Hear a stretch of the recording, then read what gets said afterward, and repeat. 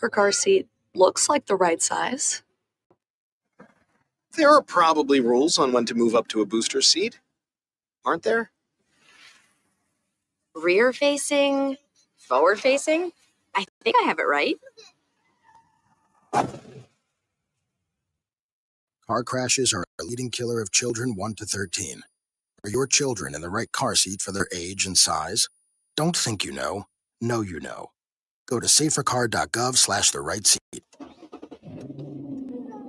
I know my child's in the right car seat, or else I wouldn't get in the driver's seat.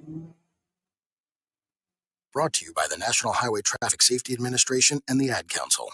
It's the Worldwide Sports Radio Network. Dolphins trade Jalen Ramsey and Jonnu Smith to the Steelers. The Pistons guard Malik Beasley being investigated for gambling, and LeBron James opts into his player option with the Lakers. And we have a lot more to get into as we were working on Preston Carey's commitment to going to Georgia. So we'll get into a lot of that when we come back for a new show of Joba The Mouth. I believe the Mets are going to give him a significant. They're going to have a ton of money to spend. Why not put it in one of the top 3 offensive players in the league?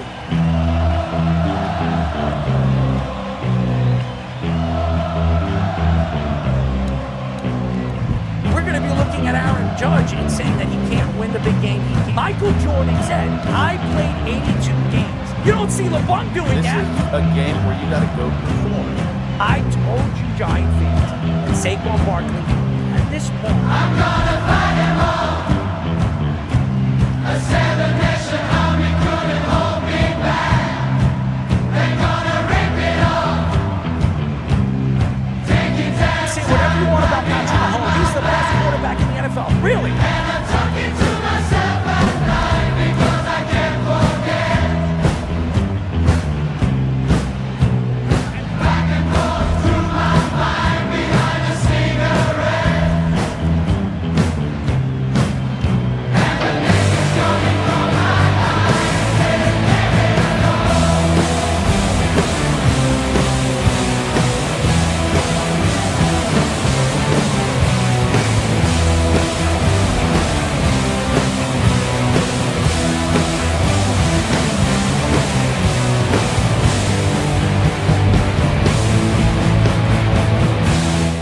Let's do it. You're listening to Joba The Mouth.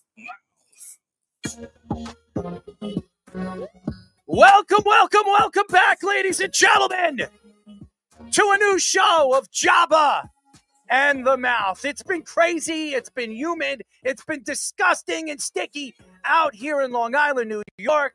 You know who I am. My name is Errol Marks, my co-host, Joba Chamberlain, and the Speedster, Speedy Petey. Go to our website at www.worldwidesportsradio.com. Check out all our shows throughout the week, including Joba and the Mouth, every single Mondays and Thursdays at 7:30 p.m. All you have to do to tune in and check out our local listings for all our shows is go to our website at www.worldwidesportsradio.com. It has been sticky. I will say this, guys, and I wanted to figure out what's going on in the world. Joba, what's going on? What is going on over there in Nebraska? Is it hot? Is it cold? Is it humid? Is it rainy? Hey, it could be snowing in Nebraska. I've never been there. No, we've got humidity is at its peak point right now. Usually around the 4th of July, you usually get there. Actually, not too bad today, but we've been 90s, about 90% humidity. So we've been sticky, that's for sure. It's been sticky here in Long Island, New York. I can't stand this weather. And yesterday, and we will get into yesterday and the commitment of Preston Carey, which, by the way, it was fantastic. It was a great gathering for all the fans out there that's never been to a commitment. And it's crazy because how many people actually show up to an event like this? And it was superbly put together by Kelly and obviously her entourage of people, Liz. It was just fantastic. It was very well put together. The video that was put up by Jackie Robinson was sensational, and Ben Carey and even Preston. It was really sensational. Congratulations to Preston, and we will let every fan know. If you haven't checked out all of social media and on YouTube or on any other social medias that we're posting up where Preston is going, well, we will give you the information in just a few moments. But it was very well put together. It was at the Castle in Huntington, New York. I look at that place because I've been to that place many, many times. I've DJ'd, I've hosted events, golf tournaments with CC Sabathia, AJ Burnett, Plaxico Borges. So many great athletes have gone and played golf over there, and they are sensationally built when it comes to the guest and the great venue that they have over there. So I loved it over there, and it was, to me, what I notice about that place is when you go in and you get to the castle, you got to go through these bushes, and it's just amazing how it's just very well built, and you just kind of squeak right through. So it was a sensational event, and I want to give a shout out to Ben Carey, because Ben is a guy that is 100% for his son, and a lot of these kids, a lot of their parents, they're obviously they love their kids and they want their kids to succeed, but there are parents out there worried about how much money their kid's going to get, how much money they're going to get out of the deals, or where they're going to go when it comes to the colleges that they choose. Ben is not like that. He really isn't. He wanted to make sure that his son picked the right school and put his son in the right position to succeed. And by the way, if nobody knows, I'm going to give you the announcement. Yes, Preston Carey decided out of Rutgers, Florida, which is the Gators, if you want to know what it is, whatever Florida team that is, Auburn, and Georgia, the Georgia Bulldogs. He chose to go to Georgia. And congratulations to Preston. It was great. It really was sensational. And I want to give a shout out to Kelly and Liz. These two ladies worked really, really hard putting this together. And I was just happy to be a part of it and be the host of the event. And that has a lot to do with, obviously, Ben asking me and putting me in the position to host the event and announce the introductions on where Preston was going. And we had a lot of people. Varsity High School was there. They were doing their broadcast. All right, it's Varsity. Speedy, what was it? MSG Varsity. MSG Varsity was there. There were a bunch of people. Newsday was there. Channel 12 News was there. Peter Schwartz was there. Everybody, you name it, every media person in the world when it comes to the big media conglomerates. I'm trying to choke on my words. All the big media conglomerates were there yesterday, and I've been very, very tired. I know a lot of people, if you've watched this show, I got a lot of energy. I'm going to put all the energy into the show, but I didn't get home till late last night. I didn't go to bed till 2 a.m. I had work this morning, and look, I'm here, and I'm taking care of other things that I'm going through, medical problems and all that other stuff. I don't want to get into it on the show, but it was a sensational event. And I want to give a shout out to the Carey family. Congratulations to Preston Carey for announcing where he was going and doing it in front of his friends, his family, and the media. It's not easy doing it for an 18-year-old kid. And I don't know if anybody's checked out. You don't know who Preston Carey is. He's 6'5", 6'6", 300 pounds of brute strength and muscle. I did call him the Beast. I don't know what his nickname is. I don't know what people call him, but it's a sensational specimen. He is a sensational specimen. So congratulations to the Carey family. He picked a good school, though. The best. So he can go to American Whiskey anytime because we are a Georgia bar. There you go. There you go. I remember him saying that. So I have to talk to Ben. Maybe we do an event, and when obviously during the season we'll do something at American Whiskey for the Georgia Bulldogs and promote Preston and do our show live at American Whiskey for all the Georgia Bulldog fans. I think they would really enjoy it, and some of the Long Islanders wanted to go and check out the game at one of those bars where you get a chance to watch just the Georgia Bulldogs in their games. You can go to American Whiskey in Manhattan, New York, and Joba's one of the owners of the facility, so it'll be fun. And I think that would be a great idea, doing a live show for the Georgia Bulldogs, who is going to be one of the top 3 favorites of winning the national championship. So I'm not going to say I don't know how much time Preston's going to have as a freshman this coming season, but the fact that he is going to be on the Georgia Bulldogs, give him 2 more years. This kid could be a superstar for not only as a professional NFL player, but a college NCAA champion, possibly too, before he even gets on the field and plays a significant amount of minutes. So very happy to be there for Preston. He is a great kid, and he has a great, calm personality. That's what you want to see with these athletes. Some of these athletes, we've had them on the show. They're stuck up. Their personalities suck. Preston was not like that. He was so eager to make that announcement in front of his friends and his family. And then not only that, the way he handled it. It's not easy handling something like that as an 18-year-old.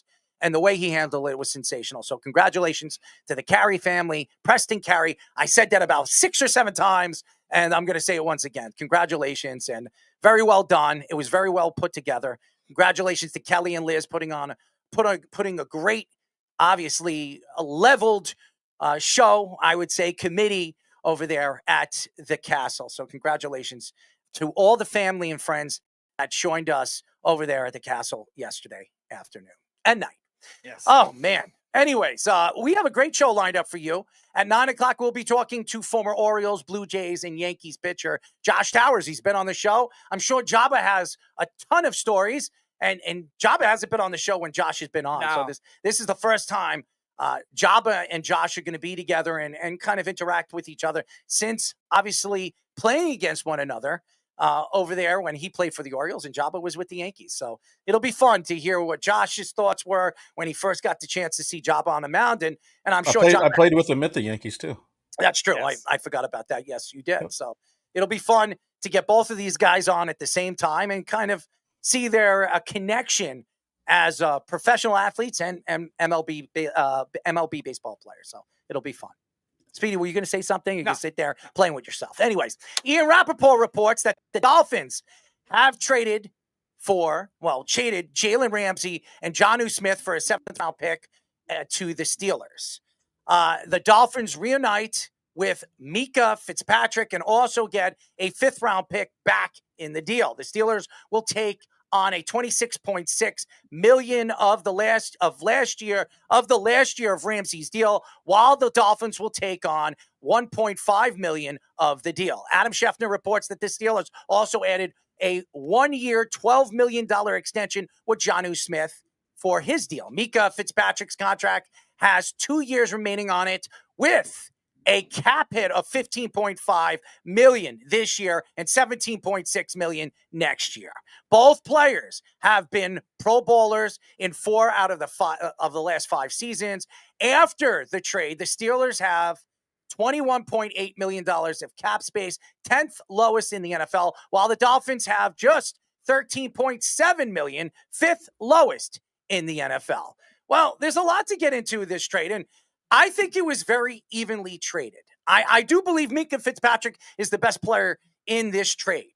Now, Jonnu Smith had a great season last year with the Dolphins. We'll see what he does over there with Aaron Rodgers. We'll see what Aaron Rodgers shows up this year. Is he the team player Aaron Rodgers, or he's the me player Aaron Rodgers? Because when he's a me player Aaron Rodgers, he's definitely not the same player. What I do see with this trade, and the reason why I think it's evenly matched, I think the problem last year for the Pittsburgh Steelers was their corner positions. They have Porter, who is one of the young some heroes over there with the Pittsburgh Steelers, but their secondary, especially on the other side of the field, was not too good. Now, MINKAH FITZPATRICK's been one of the better safeties in the league since he's moved from the cornerback position to the safety position. He has not moved back to the corner position, and the one weakness they have a bunch of weaknesses on the defensive side of the ball, but for the Miami Dolphins, it's one of their biggest weaknesses defensively for the last couple of years as at the free safety position. Now you have MINKAH. MINKAH can move inside. He can move outside. He can obviously defend multiple players. You could put him at the corner position if need be. I think, obviously, MINKAH FITZPATRICK is a perfect fit for a Dolphins organization that's been craving for a superstar player. Now, MINKAH FITZPATRICK is from the New Jersey area and a guy that has always wanted to go play in Florida. This is a kid that has a tremendous amount of ability, played for the Alabama Crimson Tide. He is a Nick Saban guy. We all know what he is as a defensive player, but he's just as good on the field as he is off the field. He is a team leader. It's something that I don't think Jalen Ramsey is. He is not a team leader. He's a me player. We've seen him over the years. He came from the Jacksonville Jaguars, then he went to the Rams. He did win a championship with the Rams, and then over the last couple of years, he's been floating around in the NFL. Couldn't find a home, and everywhere he goes, there's a problem on the football field. Everywhere he goes, there's a problem, when he's in a magazine or he's in a newspaper. He has been a jackass. Now, him going to Pittsburgh, he's going to have to learn how to keep his mouth shut. Now, Mike Tomlin has been a player's coach, and we've seen the guys that Mike Tomlin has coached over the years. One of them, Brown, he's been in trouble with the law numerous amount of times. Le'Veon Bell, another one who's done some disgusting things off the field, which we've heard under Mike Tomlin. There has been guys over the years when we've heard from the Pittsburgh Steelers, and I think if there's anybody that can handle Aaron Rodgers, it's Mike Tomlin. But why? Because Mike Tomlin lets everybody do what they want to do on the football field as long as they win. But the problem with the Pittsburgh Steelers over the last couple of years, they can't get over the hump. They can't get out of the first round. This is 8 years, right? Am I mistaken? Yeah, 8 years in a row where they've gone into the playoffs and been eliminated in the first round.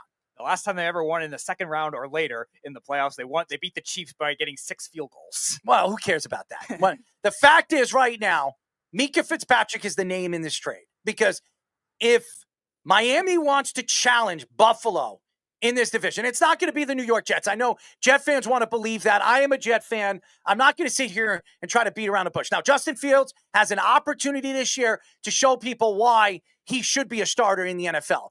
But I still think they're a young team. You have a new coach. Aaron Glenn's going to be a sensational coach in the AFC East. He's played in the AFC East. He was drafted by the New York Jets. So I believe he's going to be a good coach. But it's going to take a little while for him to implicate his offense and his defense to this team.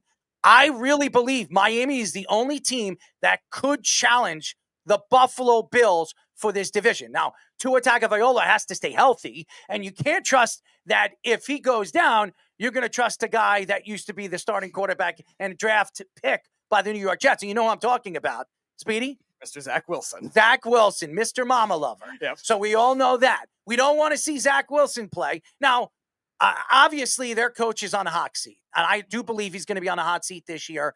McDaniels is a guy that obviously he's young. He's Mighty Mouse. That's what they call him in Miami. Love to watch him go running up off the field, during halves. I love his speeches. I love when he steps on a stepping stool and he shows his personality on a mic.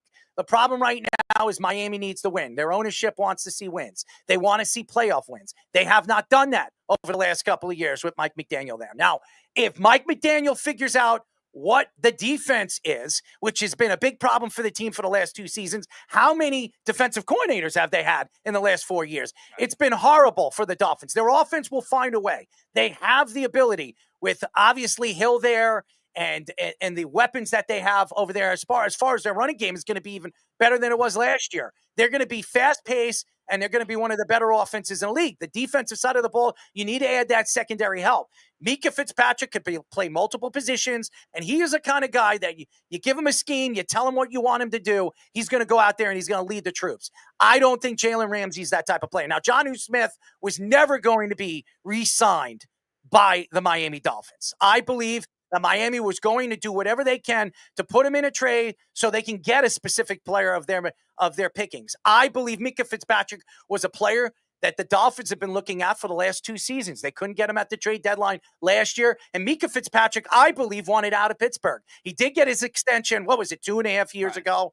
I do believe that MINKAH did not like it in Pittsburgh. He really wasn't the cornerstone of that defense ever since they brought Porter back, especially young Porter Jr., who has taken over as their lead secondary guy. So I do believe Jalen Ramsey is a guy that wants to try to win another Super Bowl. I don't know if Pittsburgh is going to have to do that this year. The one thing I could say about Pittsburgh that I could say that they're going to be different this year is the way they're going to pace the game offensively to the defensive side of the ball. Their defense is still going to be their number one priority. Their defense is still going to be elite, no matter if MINKAH Fitzpatrick's there or Jalen Ramsey's there. The problem is what Aaron Rodgers is going to show up, like I just said. That is the question. And where's the running game coming from? The Harris is not there anymore. Nope. Now, they drafted a running back in the later rounds this past year in the draft. They also have Jalen Warren, who, did they extend him in the offseason? Yep. They did extend him. What was it, 2 years or 3 years? Yeah. A 2-year deal. Jalen Warren, when he does play, he plays the majority of the first to third downs. I think Harris was used not right for the Pittsburgh Steelers, and that's why the Pittsburgh Steelers decided to part ways in the offseason with him. I do believe Warren is going to be used a lot. Warren fought injury all season last year and the year before that. If the Pittsburgh Steelers plan to make the playoffs and make a run this year, they're going to have a healthy Aaron Rodgers and a guy that's going to have to step back and be more of a team player, not all me player. And again, going back to that, I don't know if you're going to expect that by Aaron Rodgers. Jonnu Smith is a perfect fit for the Pittsburgh Steelers because now what I believe Pittsburgh is going to do this year is they're going to use a dual threat tight end offense. That's what they're going to do. A lot of teams are doing it now in the NFL. We've heard Aaron Glenn wants to do that with the New York Jets. We all know that the teams like the New England Patriots were teams that really brought this and implicated this to the NFL with Bill Belichick and O'Brien. I expect a lot of teams in the NFL to do that this year. And I think Jonnu Smith is a dangerous factor if he can play like he did with Miami. Now, remember, Pittsburgh don't have the weapons Miami does. No. Now, they don't have Waddle. They don't have Hill. They don't have the speed that Miami has. But what they do have is they have, hopefully, a competent coach that is going to let his players make the decisions on the field. It's worked for Tomlin over the years. If you look at Tomlin's record, he has the winningest record in the last 12 years as a head coach. The problem is he has the losingest record in the last 8 years in the playoffs. Yeah, and you mentioned something with the Steelers offense, like not having a lot too, and that was the thing that was most bizarre to me about this trade.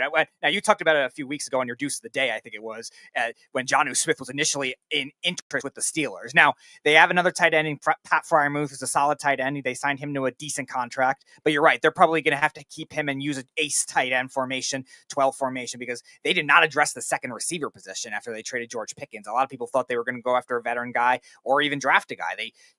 We knew Pickens wanted out already, so they could have done that. They did not go after that. They're trusting Roman Wilson, who they drafted last year. And like you said, it could be a mistake when a lot of these guys are just role players. Jalen Warren is a good running back, but again, is he going to be able to handle that level of volume with Caleb Johnson, a rookie, as your other option? That's the thing that doesn't make sense with this trade. Who's their number two, too? Remember, they traded George Pickens to the Cowboys. Yeah, so now who's their number two? It's Roman Wilson, and then they have DK Metcalf. Yeah, DK Metcalf is their one target, and can you trust him to be a consistent number one? I don't really know. Health. Yeah. The whole thing with DK Metcalf is he's a top-notch player, there's no question, but he plays pure adrenaline. That's how he plays. He plays power football, and whenever you see a wide receiver play power football like him, DK Metcalf is a wide receiver in a tight end's body. That's what he is. He's got the speed like a wide receiver, but he's as big as a tight end. And that was the problem when he came out of the draft. He was a top-end draft pick. Remember, it was his combine that moved him up in the draft. Of course. Because it was all his combine. Yeah,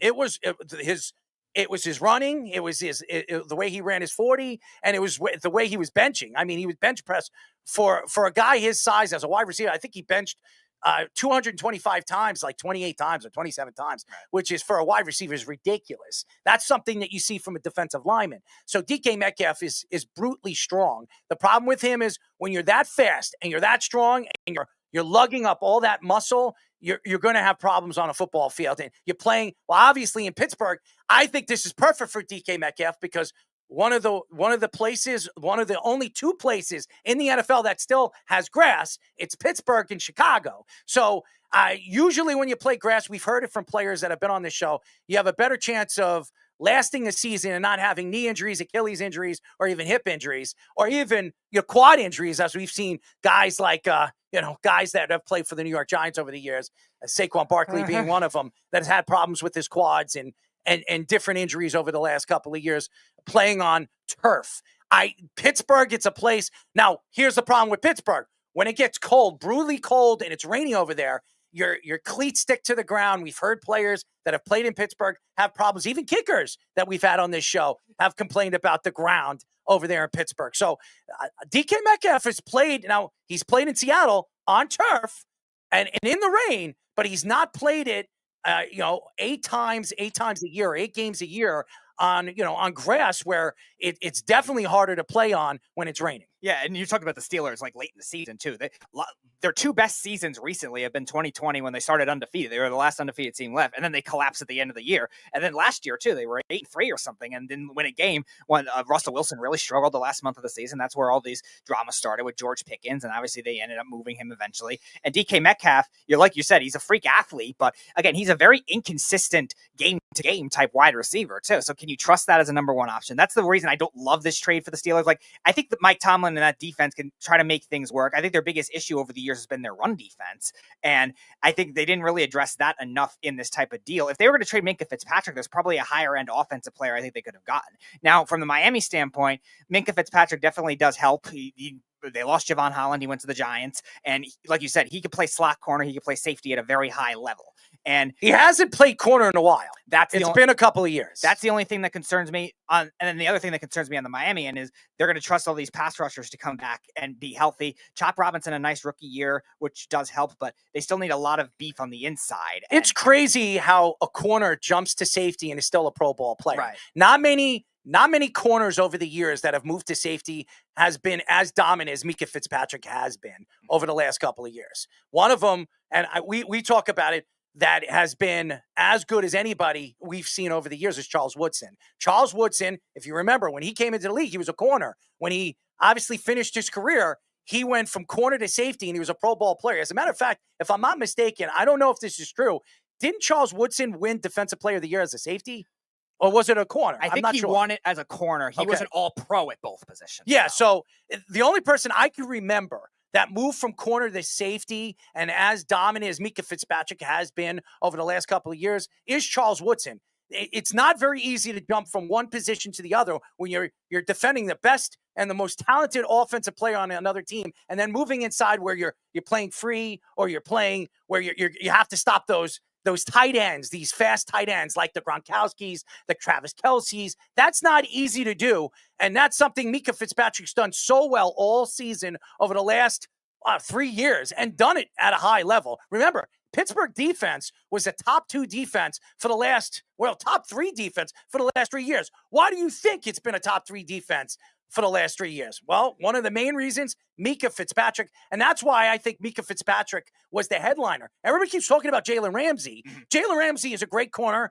Is he a Hall of Famer? I don't know. I know a lot of people love Jalen Ramsey right now. I don't think so. I really don't. It's tough to tell. He was the same guy that took shots at Josh Allen on the GQ magazine when he came into the league. Same guy that opened his mouth about Josh Allen, saying that Josh Allen's not going to be any good. Meanwhile, Josh Allen won the MVP this year, and he's one of the top 3 quarterbacks in the NFL. Where's Jalen Ramsey speaking now? I don't hear Jalen Ramsey in GQ or Newsday or whatever the hell he's at right now, heading to Pittsburgh, playing with himself. I'm going to tell you this right now. Jalen Ramsey is a problem. He's going to be a problem in the locker room, and we all know with the Pittsburgh Steelers, they do not know how to control their players. We've seen it. Juju Smith-Schuster, remember him with his TikTok?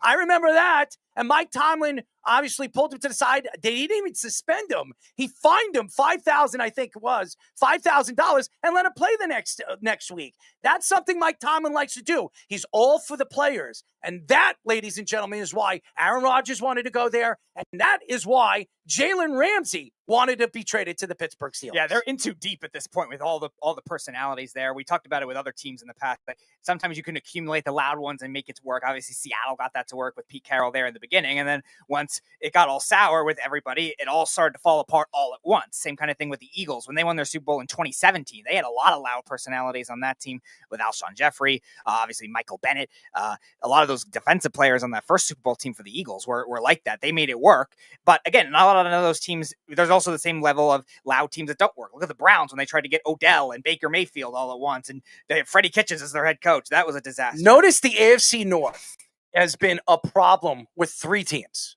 The Browns, Pittsburgh, and the Bengals. Yep. All 3 teams over the years have had problems. Coaches have had problems controlling their players. Yep. Remember Vontae Burfict? Yep. Remember him? Remember when he just completely nailed in the playoffs Antonio Brown? Remember that hit? Among many others, I don't think anybody forgets that hit. Right. All right? They've had problems controlling players. Pittsburgh has had problems controlling players. And then obviously I mentioned the Browns, who obviously there's a guy named Watson who can't stay on a football field. He got guaranteed money. and loves to go massage parlors, or at least create his own massage parlor at the stadium. And there was a second round pick they had last year that already got a domestic assault or something like that. There was a linebacker that got suspended for financial fraud. Yeah, good job, Cleveland. Good job. No, I was just going to say, like, of these two, who do you think actually has a bigger impact? And I say this positively and negatively. Because they need him more, because the Dolphins lost Javon Holland. They have injury-prone other corners that have not been great to develop-wise. I think with Jalen Ramsey, it brings another physical presence with Joey Porter. They're both the same type of player at this point. I don't know if it's like a deal breaker to like make their defense to a higher level. Miami needs the defense to be what they were in the second half of the season. Second half of the season, they played very well. It took them a while to get going, though. But the problem is you just don't know with their pass rushers how healthy they'll be coming back. Makes sense. But it's just like you look at it, because it's so weird when a trade like this happens, because it doesn't happen that often. Now with 2-star defenders all at once, and that was the thing I was questioning with the Steelers, because the Steelers need more offense than defense, and Miami kind of needs more front seven than they do secondary. But again, at the same time, Minkah could do so many different things. It's good. Yeah, and he can adjust, and obviously we've seen what he can do. And I was just wondering how the impact, and obviously from both sides of the ball. But I mean, you're getting quality players on both sides. I think Minkah's just more susceptible to being able to do more things in a scheme than Jalen is. Well, I want to give an announcement. I didn't get a chance to do that in the beginning. Happy birthday to Thomas. And Thomas has been a really good friend, a fan of the show. It is his birthday yesterday. Happy 19th birthday to Thomas. It is I watched this kid grow up, Eric Martini's nephew, okay?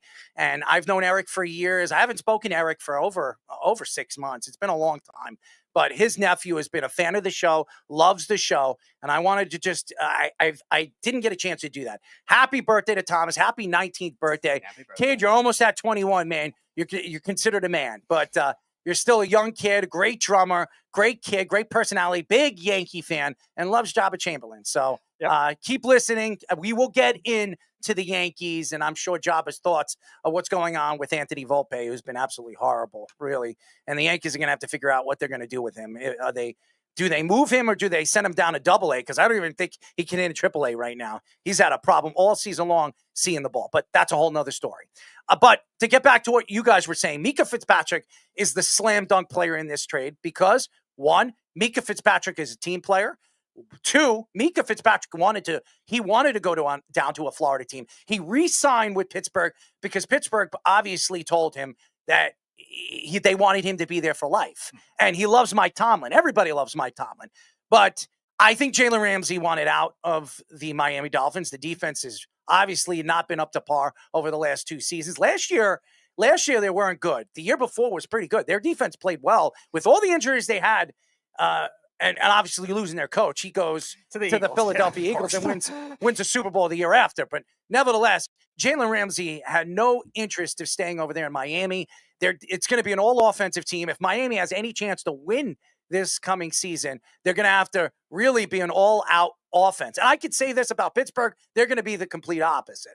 Pittsburgh is a defense first, offense second. They've always been that way. And with, obviously, Mr. Watt there, and now Jalen Ramsey, you have two guys that have been elite players at their position. But losing Minkah Fitzpatrick in the middle against tight ends, especially in the AFC, what you're going to have to contend with, you're going to have a lot of problems because these coaches like to go up in the middle when it comes to these tight ends. And it's changed. The league's changed. Go ask. And we all know Travis Kelce. We all know the Kansas City Chiefs. The Kansas City Chiefs love to play that middle ball. They love to throw inside. And losing Minkah Fitzpatrick, who's so very good at hawking the ball and clogging up the middle, now you send him over there to the Dolphins. What are you going to do? Jalen Ramsey can't do that. Jalen Ramsey is a one-on-one player.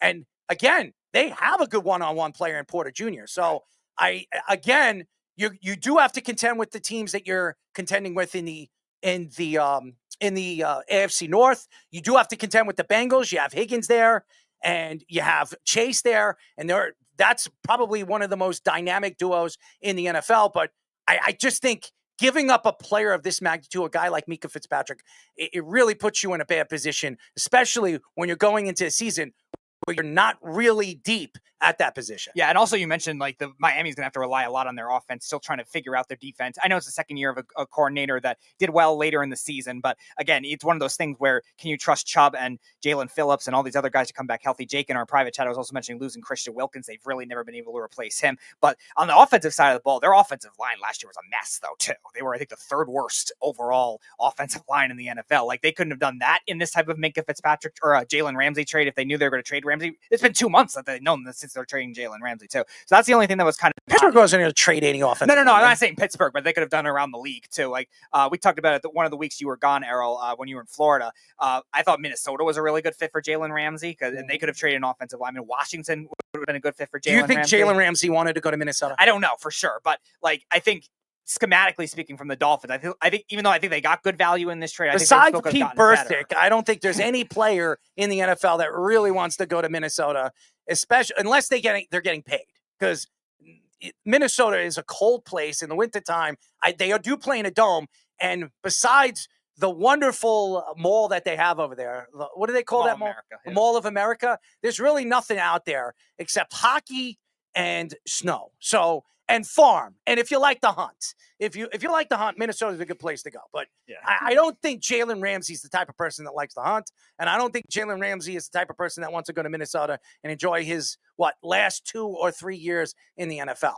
I think he wanted to go to Pittsburgh. I think he wanted to play for Mike Tomlin like everybody else does. And he thinks by playing with a guy like Watt over there and the talent that they have on that defensive line, he can compete and become that superstar Pro Bowl player that he has been over the last couple of years. And was he a Pro Bowl player last year? I don't think he was. Yeah, he was. It was 4 of the last.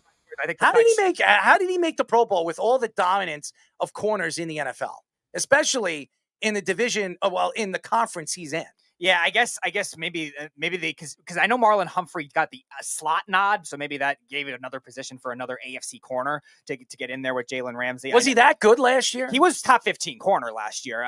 Was he a Pro Bowl player? I mean, again, it's tough to tell. I mean, Surtain was the obvious. That's the problem with Trent the Pro Bowl. There's because the fans vote. The fans vote. That's why Jalen Ramsey always makes it every single year, is because of the fans. Because to me, I know everybody looks at these unbelievable statistics, the PFFs and whatever they call them. The baseball's got them, and now football's got it. The NBA's got it. All these new statistics I could give a crap about.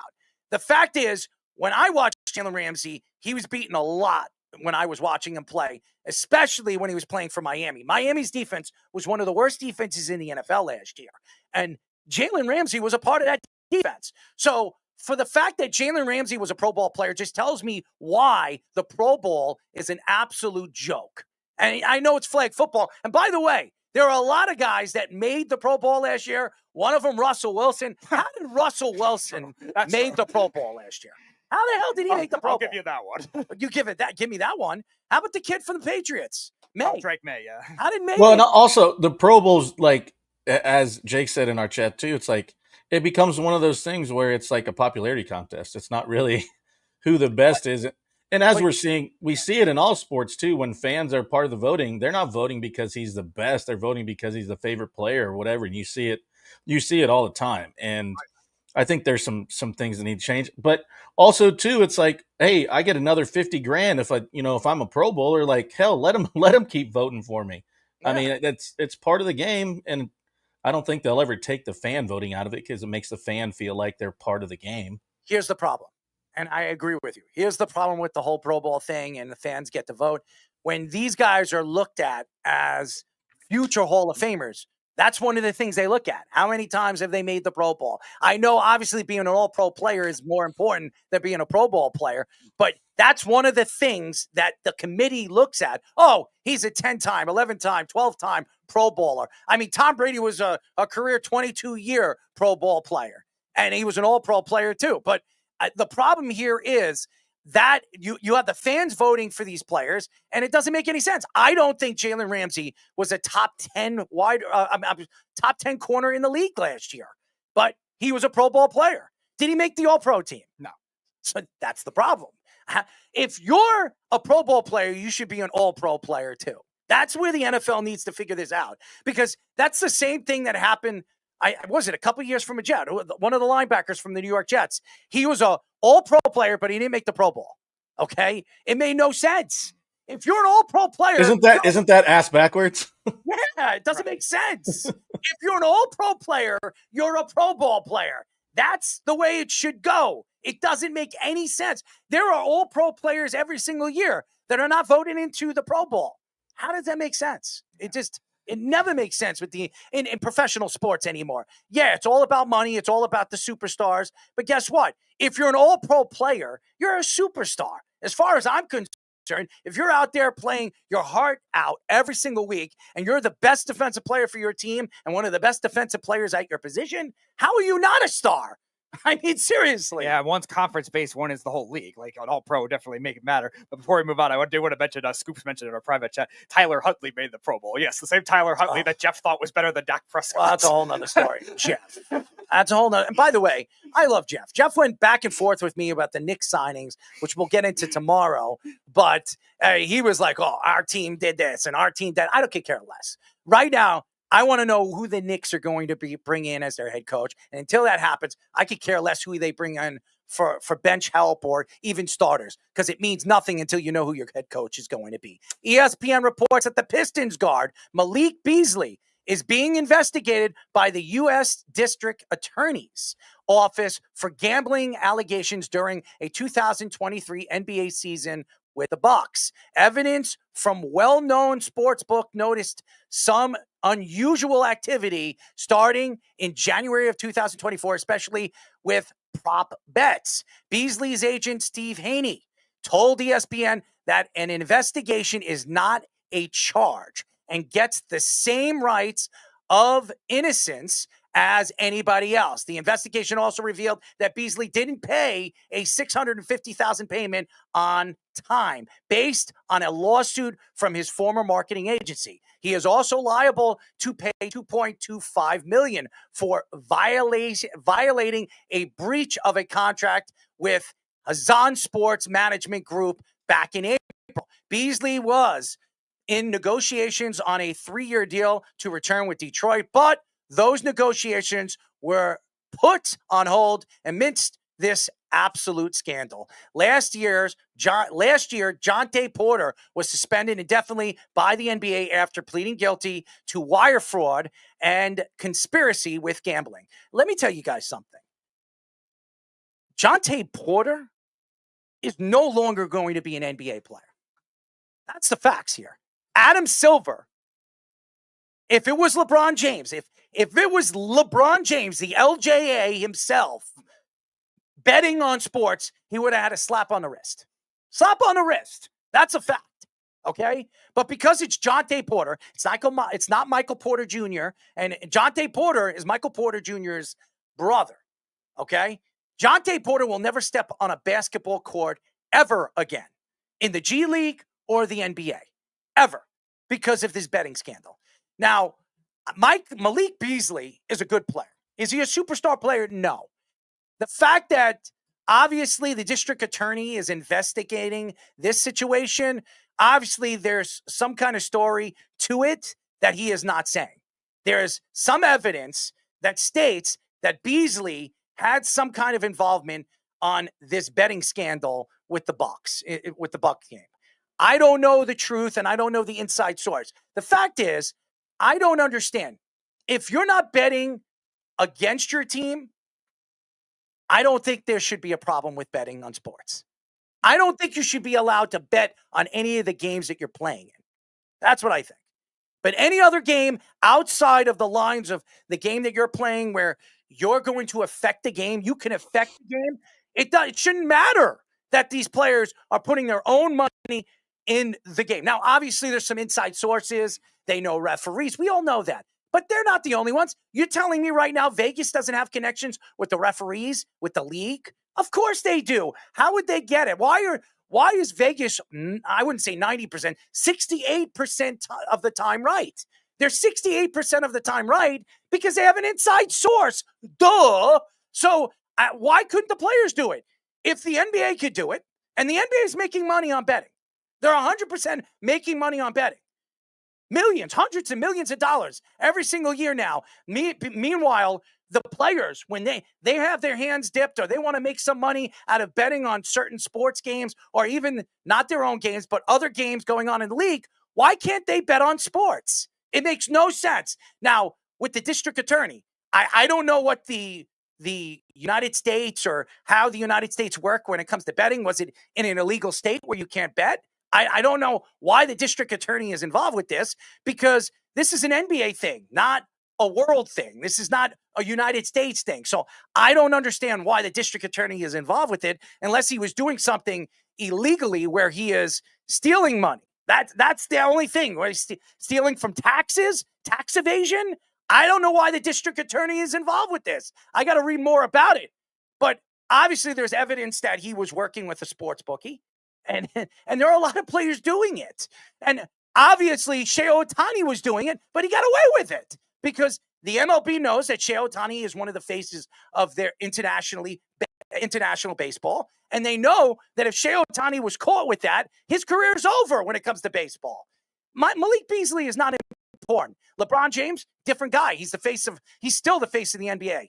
If Giannis did it, you don't think the NBA would get involved and try to hide it or push it under the rug? Or even Joel Embiid, the big mouth that he is. If Joel Embiid was doing it, obviously the NBA would have brushed it on the rug or done something to protect their superstar player. It is a big problem.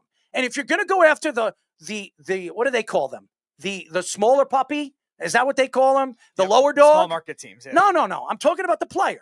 You're going after the puppy. You're not going after the whale. You're going after the minnow. There you go. You're going after the minnow instead of the whale. And the truth is, if LeBron James is betting, which he probably is, and I'm not going to try to beat around a bush. You're going to tell me that LeBron James, when he goes to these MMA fights and he's going to these boxing fights, he's not betting on those sports? Come on, guys. What kind of person do you think we are if we wouldn't believe that LeBron James is betting on sports? He's a multimillionaire and throwing away $2-3 million. Look what Drake did. I mean, Drake, week in and week out, a fight is out there. He's throwing $3 million here, $4 million there. $2.5 million here. He doesn't care because it's the money that these guys are making. It's endless. But a guy like me, if I'm throwing $2.5 million, you best be known that I'm going to know who I'm betting on, and I'm almost 100% sure that he's going to pull out a win. Malik Beasley doesn't know what's going on. He might have an inside source where it's telling him that it's going to be around these points or it's going to be around the over-under. I don't know. But the problem right now lies with Vegas. Not with the players and not with the referees. It lies with Vegas, because if Vegas knows what's going on and they have the answers to everything that's going on, why shouldn't the players get the information and bet on it too? And that's what's tough with this kind of situation, too, because you're right. There probably is another source. Now, it's interesting. I know they were saying it was prop bets. It doesn't seem like it was on his games specifically, because he actually still played really well that year. Like Jontay Porter, the situation with him was he actually was actively tanking a lot of his games to get prop bets on the under. There's no evidence to suggest that with Speedy, let me ask you a question. On the Pistons, Malik Beasley is playing on a Piston team, a young team. You think Malik Beasley is the only player on that roster that was betting on whatever he was betting on? Come on. Probably not. He's a Malik. First of all, he's a young guy. By the way, killed the Knicks in the first round. He absolutely dominated the boards against the Knicks. He made a lot of problems for OG Anunoby when he was defending OG Anunoby. I think Malik Beasley is actually a pretty good player. He's still young. Yeah. He's still developing. But to put it, like you were saying, as a Joba, he is not a whale. And the NBA don't care about him. If these stories to be true and they come out to be true, if the NBA suspend him for life, it wouldn't matter. Right. But if it was anybody else, it would be Anthony Edwards. Could you imagine if Anthony Edwards is involved in the scandal, how big this would be? Nobody cares about Malik Beasley. Nobody even knows who he is unless you're a Detroit fan or you're a basketball fan. Nobody knows who Malik Beasley is. Nobody. Anthony Edwards loses $1 million at a bet. He'll find 5 other people to blame before himself. That's what I'm saying. But if it's anybody else. If you're going to do it, be smart about it. Right. And it goes back to the story we had last year, too, with Kevin Durant, too. Kevin Durant was subbing in as a FanDuel analyst during the NFL season, I think before the basketball season started. And he was helping out making bets, too. But meanwhile, Jontay Porter obviously gets suspended for pretty much for life, barring some miracle, and then Malik Beasley, where he's being investigated too. But no, Kevin Durant could be a FanDuel analyst, no problem, and give football bets out. And Jake, like you're saying in the private chat, there you could bet on the NFL, I guess. But again, why is he doing it publicly and him getting away with it? Because LeBron James Association has no problem with Kevin Durant, who's been the other face of their league for quite a while, doing it no problem. But Malik Beasley, a young kid who won a championship with the Nuggets, is a good bench player. Like you said, a pretty good player with the Pistons this year to help their young team. And he's not going to get away with it to the same level. How old is Malik?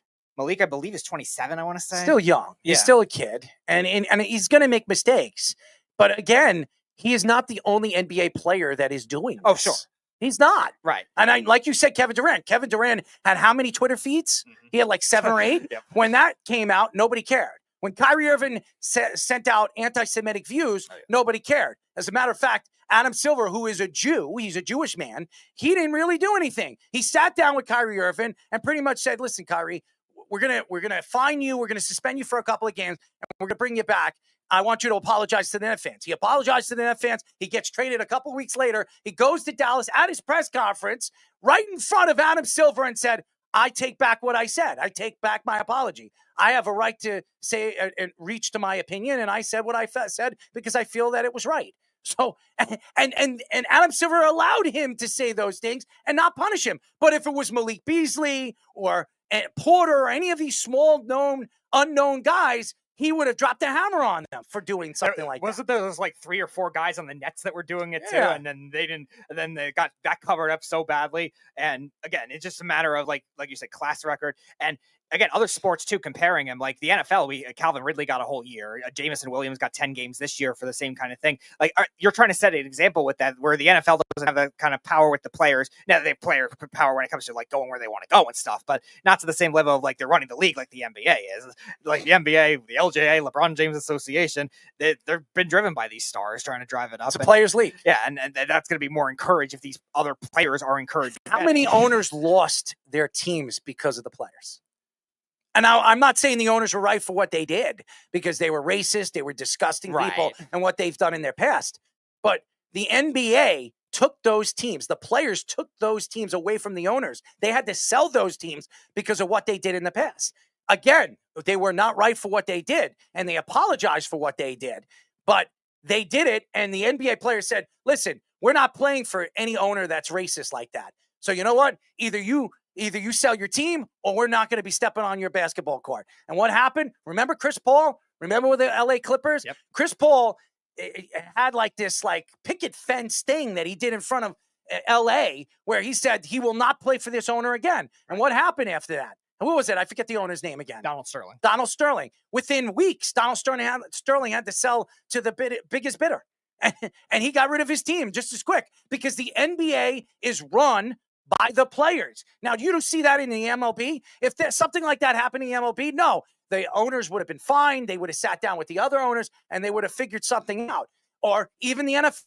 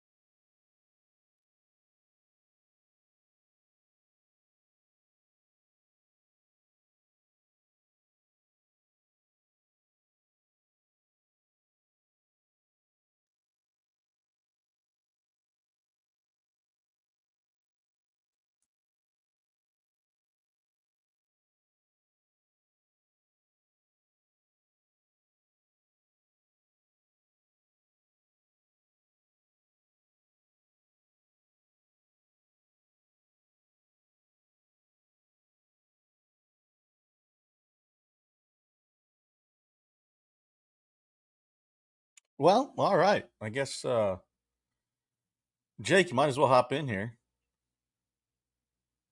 That was odd. All right. Yeah, no. Yeah, Yeah, but- like what do you like I understand what they're saying. Like Do you? I mean, obviously, it went from there was no gambling to honestly, like now it's every other commercial. Honestly, and Oh yeah, no, it is pretty crazy to see because you think about it like it was kind of like taboo and like it was wrong because the only places you could legally gamble was Atlantic City or Vegas, and then now it's every other commercial you see: DraftKings, BetMGM, FanDuel, and like Caesars. It's everywhere, and you have celebrities like Jamie Foxx and guys promote, and like former athletes like Kevin Garnett. He's on there with him, well, and LeBron does a commercial with Kevin Hart. right, exactly, like current players, and it's crazy because it's strictly prohibited. Like I believe, as Speedy was saying, I think in the NFL, and I was trying to say this, I think it's very like there. Roger Goodell is very hard on the players. Like it's no tolerance at all. I don't believe you can even bet MLB, NBA, whatever. But I think for other leagues with Rob Manfred and Adam Silver, I believe it's just the leagues rules that you cannot bet on current games and for, of course, your team because obviously you can alter the games in that way. And then there's the whole scandals with referees, like back in the day. If you remember the whole Tim Donaghy scandal with the Lakers and the Kings, Yeah, like we've seen referees get bottled Mhm. up in this too. Yeah, it's crazy just like how deep and far like the cheating scandal runs. And like a clip I was trying to tell you about it in the chat. I'll throw this up here for the viewers really quick. This clip, I just saw it when I was looking on YouTube this morning. I was getting ready for the show and stuff and trying to prepare. I saw this Malik Beasley clip, and they were talking about how he had been, he's been trying to like make his props and, like his unders and his overs so that he could hit bets for people. And then as well for uh, the spread of this game, I believe is I'll show you right here.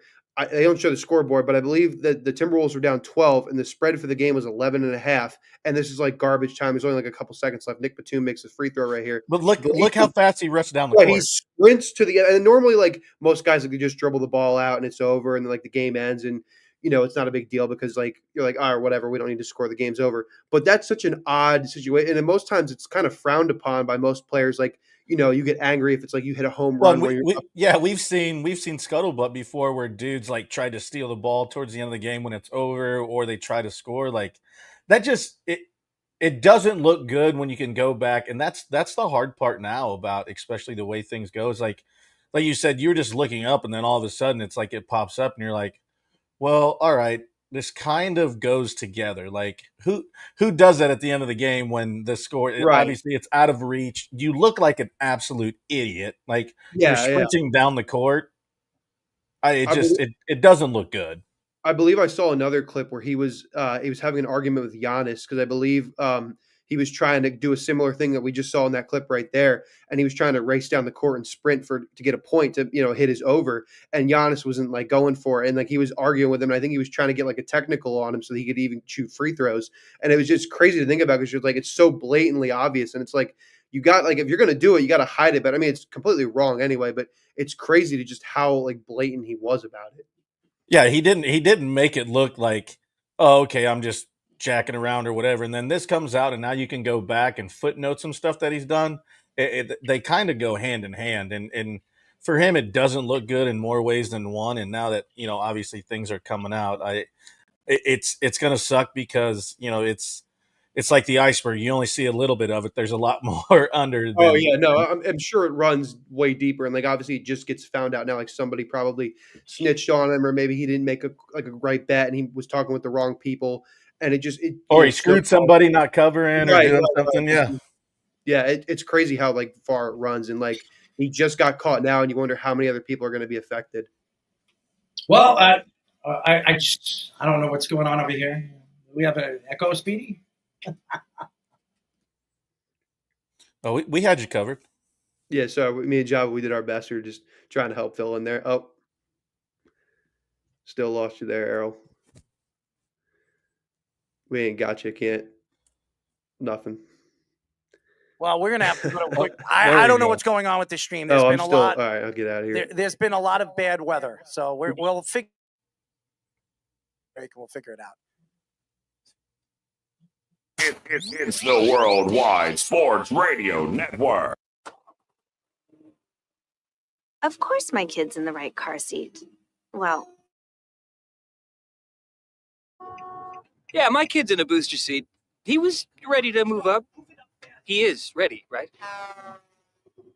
Her car seat looks like the right size. There are probably rules on when to booster seat, aren't there? Rear facing, forward facing? I think I have it right. Car crashes. Are your children in the right car seat for their age and size? Don't think you know. Know you know. Go to safercar.gov/the right seat. I know my child's in the right car seat. Driver's seat. Brought to you by the National Highway Traffic Safety Administration and the Ad Council. You don't usually get a stock tip from a 16-year-old, but I'm here to tell you about a different kind of stock. A stock for social change that's not about making money. Instead, you invest to help students like me go to college. This is beyond a simple donation. It's the opportunity for America to invest in its kids and take an active stake in the future of the country. The return on your investment isn't money. What you get back is knowing you protected our potential. So one day, that potential can grow up to become surgeons and architects and engineers, people who can change the future just by being a part of it. My name is Alicia, and I'm your dividend. Invest in better futures with UNCF. Visit UNCF. Terrible thing to waste, but a wonderful thing to invest in. A public service announcement brought to you by UNCF and the Ad Council. Do you hear me? This is Nnamdi Asamoah. I play football for the Philadelphia Eagles, but what I do off the field with United Way might be more important. I'm a volunteer tutor and mentor. Why? Because over 1 million kids a year drop out of school, and that's not okay. It takes 12 years to create a graduate, but it takes about the same time to create a dropout. Child becoming one or the other could be me, or it could be you. Studies show that if we get to these kids earlier, their chances are better, and kids who read well by 3rd grade are more likely to graduate. So join me. Take the pledge. Become a volunteer reader, tutor, or mentor, because when a child succeeds, we all succeed. Give, advocate, volunteer. UnitedWay.org. Brought to you by United Way, the Ad Council, and the National Football League. It's the Worldwide Sports Radio Network. This is the Joba and the Mouth Show. Welcome back, ladies and gentlemen. Listen, our production's been crazy. It's been really, really bad weather here in Long Island, New York. Apologize for all the fans. Make sure that everything is up. Is it working? We're good. We'll get Joba in just a few moments. And Speedy, obviously, we're going to get back into the Malik Beasley thing. And I'd like to thank Jake for...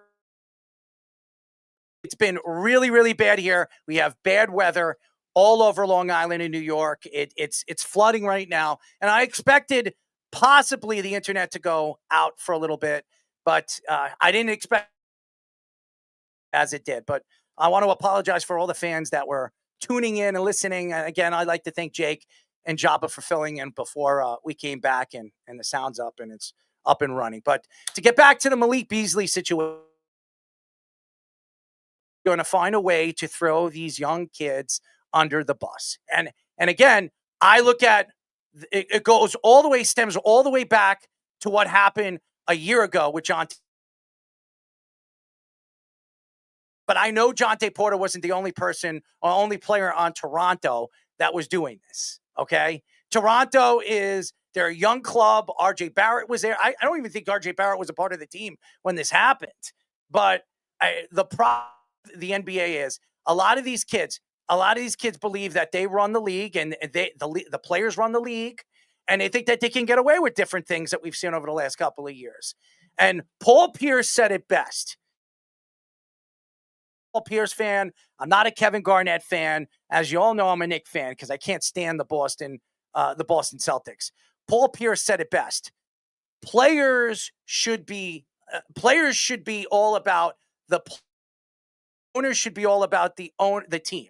And that's the problem right now with the NBA. The players are all about themselves and the owners are all about themselves. It doesn't work in sync with each other. And the NBA and ownership control. The owners don't own their teams. Look at James Dolan right now here in New York. James Dolan owns the New York Knicks. What happened with the TV deals? Do you remember that? That happened, what was it, a year and a half ago, 2 years ago? Rights to certain games that were happening in MSG at Madison Square Garden. As a matter of fact, James Dolan took shots at the NBA telling him that MSG cannot air the game ESPN or TNT. And James Dolan said, how could you say that? I own the team. I own the TV rights. How could you tell me that I can't do that? And the NBA dropped a hammer on James Dolan when he did it. It's a big problem right now. And the league, Adam Silver and the league, I guess the executives that run the NBA. But guess what? Who pays the commissioner? Who pays the commissioner? The owners do. So how is it that when the owners come out and say, listen, you want to play our games on ESPN, you want to play our games on TNT, all the power to you if you want to play it. But we want to broadcast our games no matter what. If it's a playoff game, as long as it's not the finals, I'm going to broadcast those games. Wasn't it for MSG TV, right? Yes, that's it when was they MSG TV. That was when they got it in the happened. If I'm not, was it last year, Speedy? You know more than anybody. I think it was petition of trying to get those TV deals. That was when Amazon had all the issue. Like Amazon was trying to take it, the NBC feed was trying to take it to take those streaming deals away from them. That's how the whole TNT saga ended up falling. And that's why I think you look at a case of betting's getting expanded on it more, where you're going to have a lot of these other players that are end up getting caught. And if they don't justify this type of rule in smaller minnows, as you like to call it, Joba, the Malik Beasleys, the Jontay Porters, any other ones that might have been involved in some investigation. Like we said, there were a couple Nets ones that ended up getting involved. So if they don't do that, it's going to be a bigger problem that maybe the NBA is going to be to something bigger, and maybe that could be spelling for Mr. Adam Silver. You know, it's crazy. We've had problems over here with the internet and throughout the stream. With all the choppiness all over the country, goes on the West Coast, and there's isn't this hurricane season? If I'm not mistaken, this is hurricane season. Oh yeah, right? Is it hurricane season?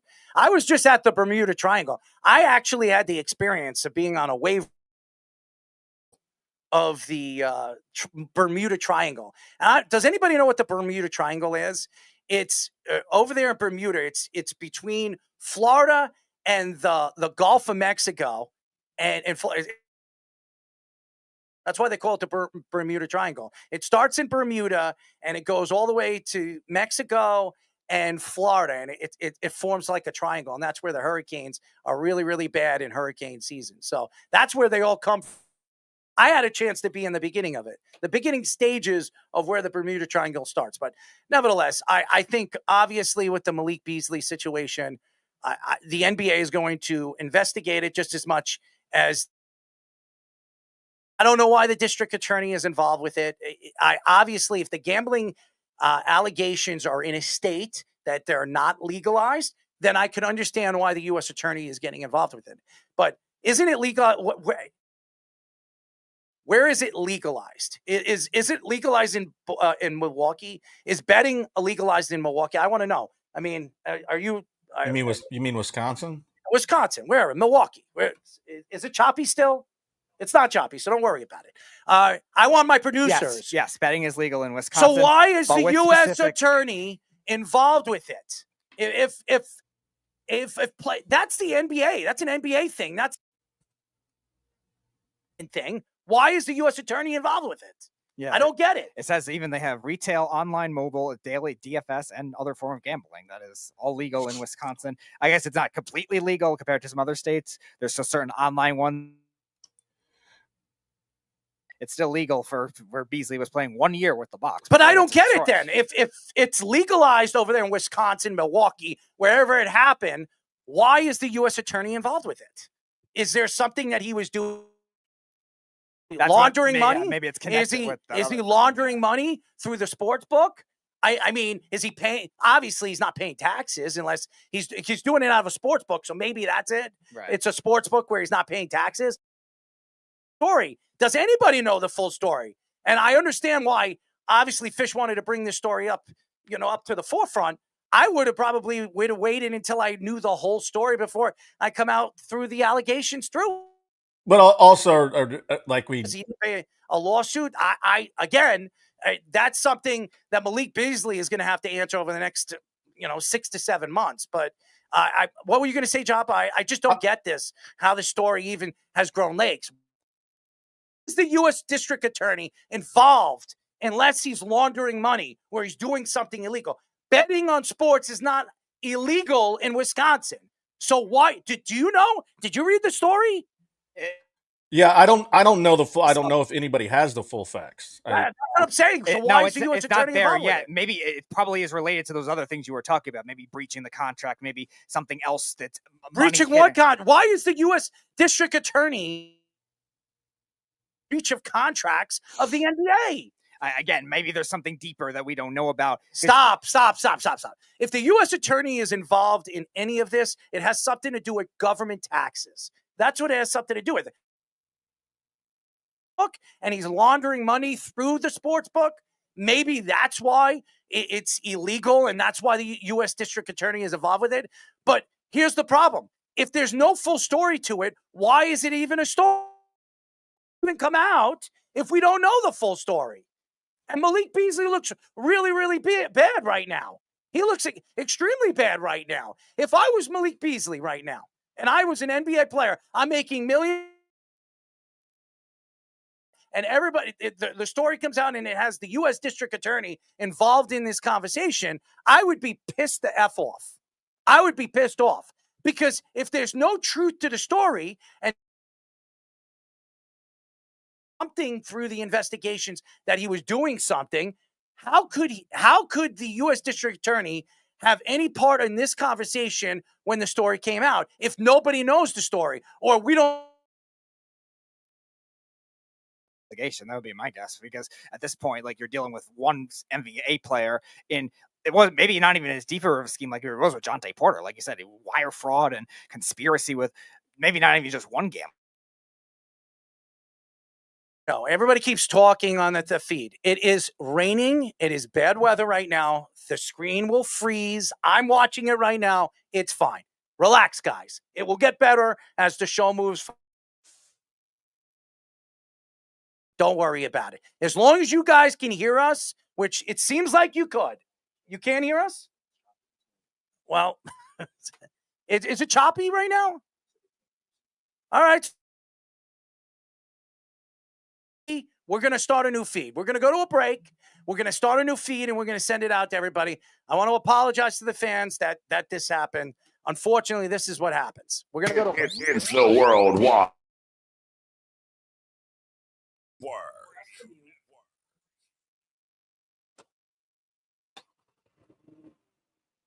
Of course.